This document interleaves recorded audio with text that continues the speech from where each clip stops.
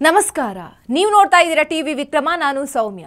ನಮ್ಮ ಟಿವಿ ವಿಕ್ರಮದ ಎಲ್ಲಾ ಕಾರ್ಯಕ್ರಮಗಳ ನೋಟಿಫಿಕೇಶನ್ ನಿಮಗೆ ಸಿಗಬೇಕಂತ ಹೇಳಿದ್ರೆ ನಮ್ಮ ಟಿವಿ ವಿಕ್ರಮ ಚಾನೆಲ್ ಅನ್ನು ಸಬ್ಸ್ಕ್ರೈಬ್ ಮಾಡಿ, ಹಾಗೆ ಬೆಲ್ ಬಟನ್ ಕ್ಲಿಕ್ ಮಾಡೋದನ್ನ ಖಂಡಿತ ಮರಿಬೇಡಿ.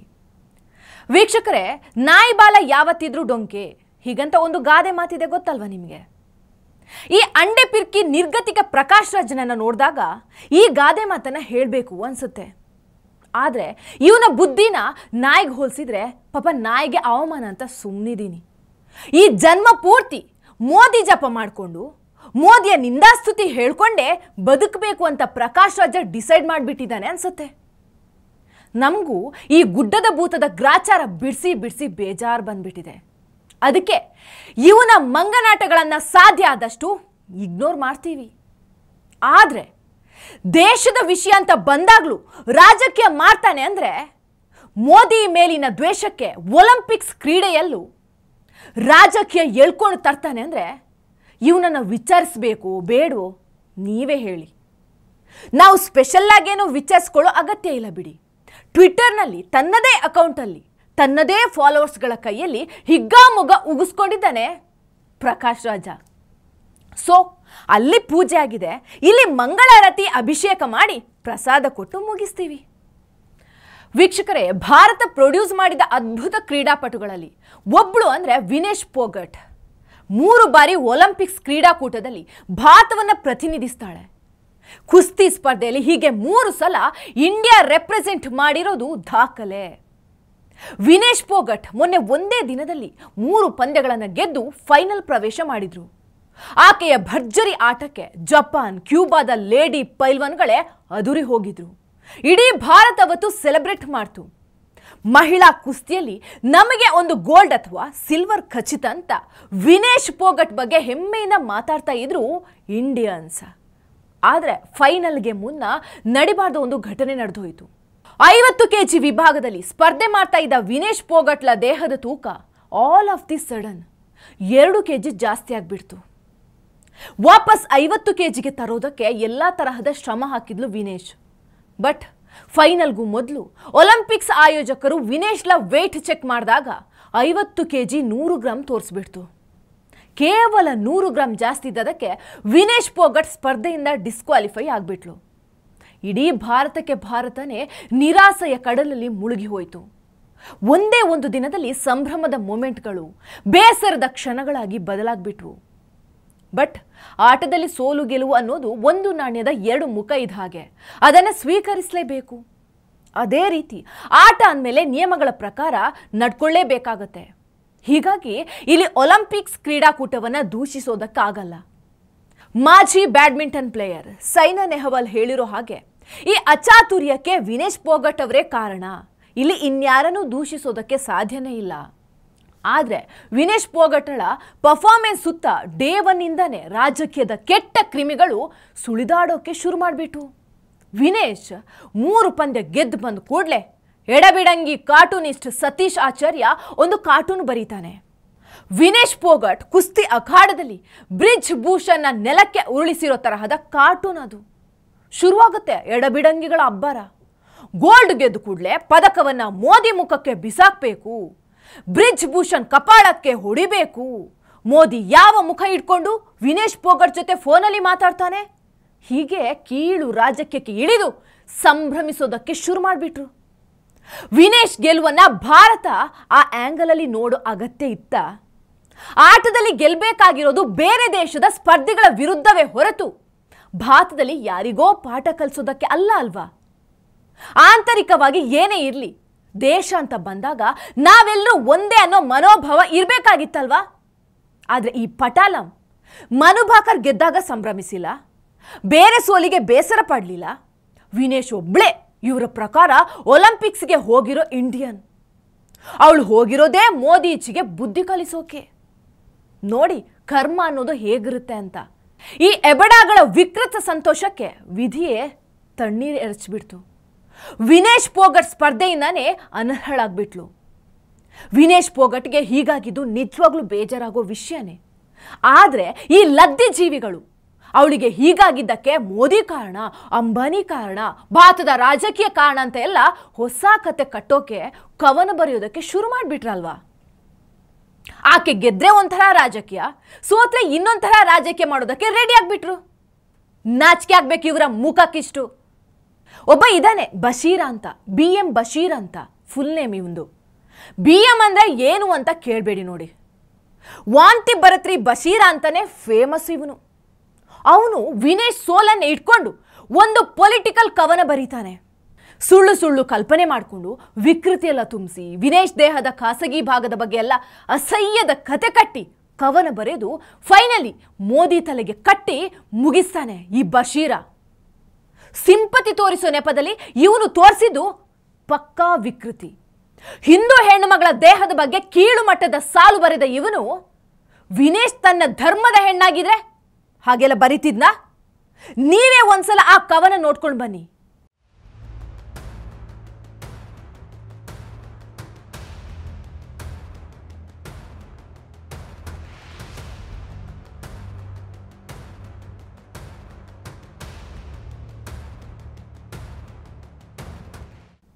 ಓದಿ ಹೇಳೋದಕ್ಕೆ ಅಸಹ್ಯ ಆಗತ್ತೆ, ಅದಕ್ಕೆ ಅವಾಯ್ಡ್ ಮಾಡಿದ್ದೀನಿ.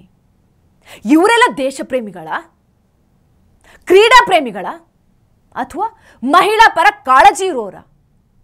ನೋ, ಇವರು ಮೋದಿ ವಿರೋಧಿಗಳು, ಹಿಂದೂ ವಿರೋಧಿಗಳು. ದ್ವೇಷ ಸಾಧಿಸೋದಕ್ಕೆ ಭಾರತದ ಮಾನ ಹರಾಜಾಕೋಕ್ಕೂ ಸಿದ್ಧ ಇರುವಂತಹ ರಣಹದ್ದುಗಳು ಇವರು. ಓಕೆ, ಪ್ರಕಾಶ್ ರಾಜನ ಮ್ಯಾಟರ್ಗೆ ಬರ್ತೀನಿ. ಈ ಪ್ರಕಾಶ್ ರಾಜ ಮೋದಿ 3ನೇ ಬಾರಿಗೆ PM ಆದಾಗಿನಿಂದ ಪೂರ್ತಿಯಾಗಿ ಅಸ್ವಸ್ಥ ಆಗಿದ್ದಾನೆ. ಡಾಕ್ಟರ್ ದಿನಕ್ಕೆ 3 ಮಾತ್ರ ತಗೋ ಅಂತ ಕೊಟ್ರೆ, ಇಲ್ಲ ದಿನಕ್ಕೆ 3 ಮೋದಿ ಹೇಟ್ ಪೋಸ್ಟ್ ಹಾಕ್ತೀನಿ, ಅದೇ ನನ್ನ ರೋಗಕ್ಕೆ ಮೆಡಿಸಿನ್ ಅಂತ ಹೇಳ್ತಾನೆ. ಈ ಪ್ರಕಾಶ್ ರಾಜ ಒಂದು ಬುಕ್ ಬರೆದಿದ್ದಾನೆ. ಇವನೇ ಬರೆದ್ನೋ ಅದ್ಯಾರೋ ಬರ್ಕೊಟ್ರೋ ಗೊತ್ತಿಲ್ಲ ನೋಡಿ. ಆ ಬುಕ್ ಹೆಸರು ಇರುವುದೆಲ್ಲವ ಬಿಟ್ಟು ಅಂತ. ಇರುವುದೆಲ್ಲವ ಬಿಟ್ಟು ಅಂದ್ರೆ ಏನು? ನಾಚಿಕೆ, ಮಾನ, ಮರ್ಯಾದೆ. ಎಸ್, ಈ 3 ಬಿಟ್ಟು ಬದುಕೋಕೆ ಶುರು ಮಾಡಿದಾನೆ ಈ ಪ್ರಕಾಶ್ ರಾಜ. ವಿನೇಶ್ ಫೋಗಟ್ ಸೆಮಿಫೈನಲ್ ಅಲ್ಲಿ ಗೆದ್ದ ಕೂಡಲೇ ಪೆಗ್ ಹಾಕ್ತಾ ಇದ್ದ ಪ್ರಕಾಶ್ ರಾಜ ಮೊಬೈಲ್ ತೆಗಿತಾನೆ. Dear supreme leader, let me know if you want the phone number of our true champion ಅಂತ ಪೋಸ್ಟ್ ಹಾಕ್ತಾನೆ. ಅದ್ರ ಕೆಳಗೆ ವಿನೇಶ್ ಫೋಗಟ್ ಫೋಟೋಗಳನ್ನು ಹಾಕ್ತಾನೆ. ಕುಸ್ತಿ ಫೆಡರೇಷನ್ ಗಲಾಟೆಯಲ್ಲಿ ವಿನೇಶ್ ಫೋಗಟ್ ಅತಿರೇಕದ ಪ್ರತಿಭಟನೆ ಮಾಡಿದಾಗ ಪೊಲೀಸರು ಅವಳನ್ನು ಎಳ್ಕೊಂಡು ಹೋಗಿದ್ರು. ಆ ಫೋಟೋಗಳನ್ನು ಒಲಿಂಪಿಕ್ಸ್ ಫೋಟೋ ಜೊತೆ ಹಾಕಿ ಮೋದಿಗೆ ಟಾಂಟ್ ಕೊಡೋದಕ್ಕೆ ಹೋಗ್ತಾನೆ ಈ ಪ್ರಕಾಶ್ ರಾಜ. ವಿನೇಶ್ ಫೋಗಟ್ ಫೋನ್ ನಂಬರ್ ಬೇಕಾ ಅಂತ. ಆಟವನ್ನ ಆಟದ ತರ ನೋಡೋಕೆ ಬರ್ದೇ ಇರೋ ಇವನು ಜನರಿಗೆ ಸಿನಿಮಾ ತರಹ ನೋಡಿ ಅಂತ ಪಾಠ ಹೇಳ್ತಾನೆ. ಎಂಥ ಕಾಮಿಡಿ ಅಲ್ವಾ? ಒಂದೆರಡು ವಿಡಿಯೋ ಇವನ ಮುಖಕ್ಕೆ ಹಿಡಿದು ತೋರಿಸಬೇಕು. ನೋಡಪ್ಪ ಪ್ರಕಾಶ, ನೋಡು ಈ ವಿಡಿಯೋ. जब से प्रधानमंत्री जी मतलब इतनी बड़ी योजना बना रहे हैं कि खेलो इंडिया और स्पोर्ट्स के प्रति मतलब एक्टिव दिखा रहे हैं, क्योंकि जब देश का एक प्रधानमंत्री अगर कुछ बोल रहा है तो लोग उसको अप्रिशिएट भी करते हैं, लोग उसको सुनते हैं ध्यान से, और वो भी खेलों को इतना मतलब तवज्जो देते हैं, इतना स्ट्रॉन्ग मतलब अपना पक्ष रखते हैं कि गेम जितना ज़रूरी है उतनी जितना लाइफ में और चीज़ें ज़रूरी है, तो वो लोगों को बिल्कुल ऐसा लगता है कि हाँ कि हमें भी गेम से जुड़ना चाहिए। और लोग अगर गेम के बारे में सोचते भी हैं तो वहीं एक गेम की तरक्की स्टार्ट हो जाती है वहीं से, और देश में बिल्कुल माहौल बिल्कुल चेंज हो गया है गेम के प्रति। पहले जैसे क्रिकेट में होता था कि क्रिकेट देखते, लेकिन अभी आप देखिए बैडमिंटन है, रेसलिंग है, चाहे टेबल टेनिस है, एथलेटिक्स है, हर गेम में मतलब रिकॉर्ड बन रहे हैं। वो रिकॉर्ड इसीलिए बन रहे हैं क्योंकि आपको मोटिवेशन पीछे से काफ़ी स्ट्रॉन्ग मिल रहा है, पूरा देश आपके साथ खड़ा दिखाई देता है, तब वो मतलब हम वो सब कर पाते हैं। ನಿನ್ನ ಹತ್ರ ಫೋನ್ ನಂಬರ್ ಇಸ್ಕೊಂಡು ಫೋನ್ ಮಾಡುವಷ್ಟು ದರಿದ್ರ ಬಂದಿಲ್ಲ ಮೋದಿಜಿಗೆ. ನಿನ್ನಂತಹ ಅಯೋಗ್ಯ ವಿನೇಶ್ ಫೋಗಟ್ನ ಮೀಟ್ ಮಾಡಬೇಕಂದ್ರೆ ಬಹುಶಃ ಅಪಾಯಿಂಟ್ಮೆಂಟ್ ತಗೊಂಡು ಹೋಗಬೇಕಾಗತ್ತೆ, ಅಥವಾ ಈ ಟ್ವೀಟ್ ಎಲ್ಲ ತೋರಿಸಿ ನಾನು ನಿಮ್ಮ ಬಕಿಟ್ಟು ಅಂತ ಪ್ರೂವ್ ಮಾಡಬೇಕಾಗತ್ತೆ. ಆದರೆ ಮೋದಿಜಿ ಈ ದೇಶದ ಪ್ರಧಾನಿ, ಜನಸೇವಕ. ವಿನೇಶ್ ಫೋಗಟ್ಗೆ ಮಾತ್ರ ಅಲ್ಲ, ಪ್ರತಿ ಪ್ಲೇಯರ್ಸ್ಗೂ ಕೂಡ ಮೋದಿಜಿಯಿಂದ ಮೋಟಿವೇಟ್ ಆಗ್ತಾರೆ. और विनेश, ये तो मेरे ही परिवार की है। क्या बेटा, बहुत तुम गुस्सा आ गया, तुम्हें अपने आप पर गुस्सा क्यों करती हो? हैं? देखिए, तुमने बहुत अच्छा खेला है और तुम्हारे परिवार ने, पूरे परिवार ने बहुत कुछ अच्छा दिया है। विनेश निराश नहीं हो सकती, ये बात नहीं चलेगी। मैंने सुना तुम आने के बाद भी किसी को मिलती नहीं थी, ये क्या तरीका है? सर इतनी मेहनत के बाद जब मेडल नहीं आता तो दुख होता है काफी। नहीं, ऐसा नहीं होता है। तो अरे खिलाड़ी की जिंदगी में हारना है तो बाएं हाथ का खेल होता है। सर वो हारने से कभी चिंता नहीं करता है। हार एक्सेप्ट करने में थोड़ा सा टाइम लगता है सर मेरे को। नहीं नहीं, बताए कि मन से निकालना चाहिए। और मैंने जो है अभी मैंने नीरज से एक बात कही, मेरा मत है कि जीत को कभी सर पे चढ़ने मत दो और हार को मन में बसने मत दो।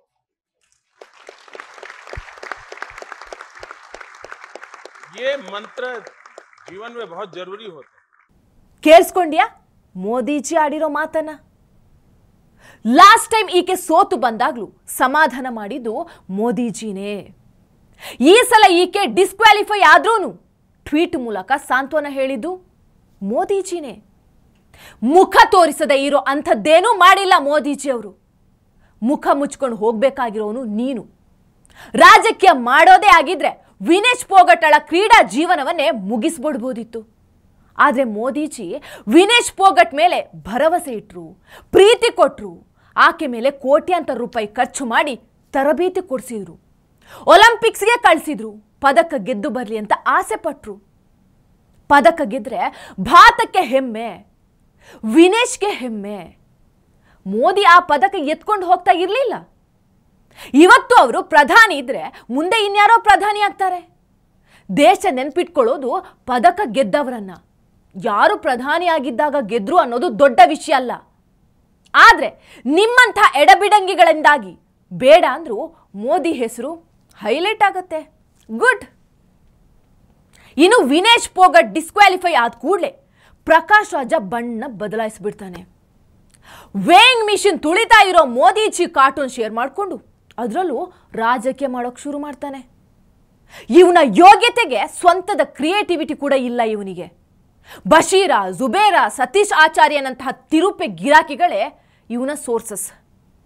ಅವರ ಪೋಸ್ಟ್ಗಳೇ ಇವನಿಗೆ ರೇಷನ್. ಅದನ್ನೇ ಶೇರ್ ಮಾಡಿಕೊಂಡು ಬಾಯಿ ಚಪ್ಪರಿಸ್ತಾನೆ.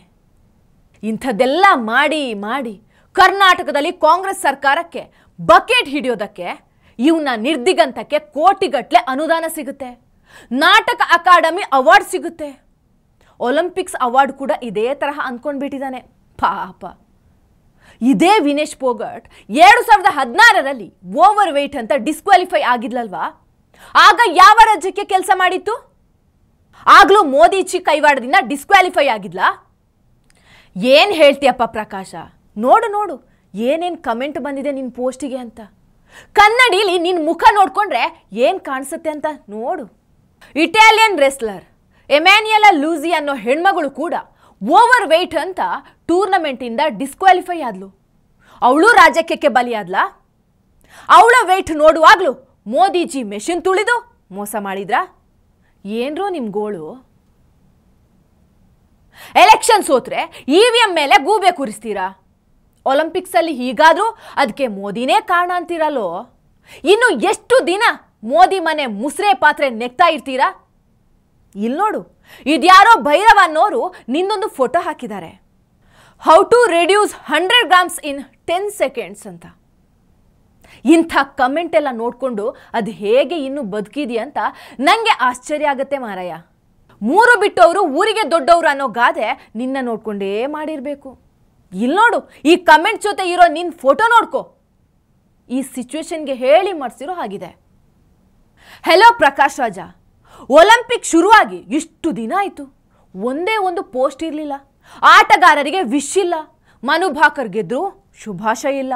ಹಾಕಿಯಲ್ಲಿ ಕಂಚು ಗೆದ್ರು ಅಭಿನಂದನೆ ಹೇಳಲ್ಲ ನೀನು. ಆದರೆ ವಿನೇಶ್ ಪೋಗಟ್ ವಿಷಯ ಇಟ್ಕೊಂಡು ಇಷ್ಟೆಲ್ಲ ರಾಜಕೀಯ ಮಾಡೋಕೆ ಬಂದಿದ್ಯಲ್ವಾ? ನಾಚಿಕೆ ಆಗಲ್ವಾ ನಿಂಗೆ? ಸಿನಿಮಾದಲ್ಲಿ ನಿನ್ನ ಭವಿಷ್ಯ ಮುಗ್ದೋಗಿದೆ. ರಾಜಕೀಯಕ್ಕಾದ್ರೂ ಬರೋಣ ಅಂದರೆ ನಿನ್ನನ್ನು ಕಾಂಗ್ರೆಸ್ ಕೂಡ ಕನ್ಸಿಡರ್ ಮಾಡ್ತಿಲ್ಲ. ಪಕ್ಷೇತರನಾಗಿ ನಿಂತ್ರೆ ಠೇವಣಿ ಕೂಡ ವಾಪಸ್ ತಗೊಳಕ್ಕಾಗಲ್ಲ ನಿನ್ನ ಕೈಲಿ. ಅದಕ್ಕೆ ಈಗ ಸಿದ್ದರಾಮಯ್ಯಂಗೆ ಬಕೆಟ್ ಹಿಡ್ಕೊಂಡು ಅವಾರ್ಡು ಅನುದಾನ ಅಂತ ಪಡ್ಕೊಂಡು ಜೀವನ ಮಾಡ್ತಾ ಇದೆಯಾ.